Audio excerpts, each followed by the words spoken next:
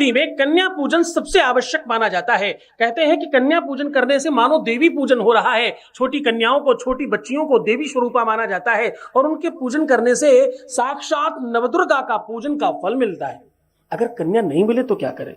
जिस घर में कन्या नहीं मिलती या जिस शहर में, जिस नगर में कन्याएं नहीं मिल पा रही किसी भी वजह से, कुछ लोग देश विदेश में हैं जहां कन्याएं नहीं मिल पा रही हैं, तो क्या करें? कन्या नहीं मिलने पर कैसे उस पूजन को संपादित करें, कैसे उस विषय को कंप्लीट करें, इसके बारे में आज बात कर रहे हैं। देवी महापुराण में लिखा है, सर्वस्वरूपी सर्वेसी सर्वशक्ति समन्विते भयभस्त्राहिनो देवी दुर्गे देवी नमोस्तुते।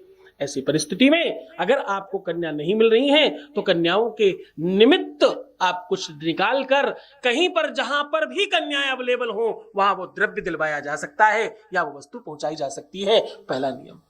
दूसरा, अगर कन्याएं नहीं मिल रही हैं, जितनी भी कन्याएं आप पूजना चाहती हैं, जितनी कन्याओं का पूजन आप करना चाहते हैं, उतनी जगह आपको गौरजा बनाकर रख देनी चाहिए।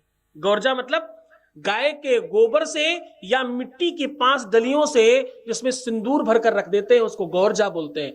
गौरजा विवाहित होने के बावजूद भी कन्या पूजन में कन्या बनती हैं, कन्या स्वरूपा होती हैं, इसलिए गौरजा पूजन से कन्या पूजन का फल मिलता है।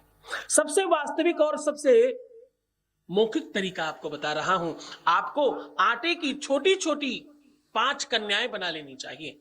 आटे की छोटी छोटी 5 कन्याएं बनाकर उनके सामने भोग प्रसाद जो भी आप रखना चाहते हैं वो रख देने से भी कन्या पूजन का फल मिलता है। कन्या पूजन में एक और बड़ा महत्व है कि अगर आप किसी भी देवी मंदिर में जाकर के जितने भी भाग आप कन्याओं को देना चाहते हैं वो सारा का सारा भाग दे दे तो भी कन्या पूजन का फल मिलता है।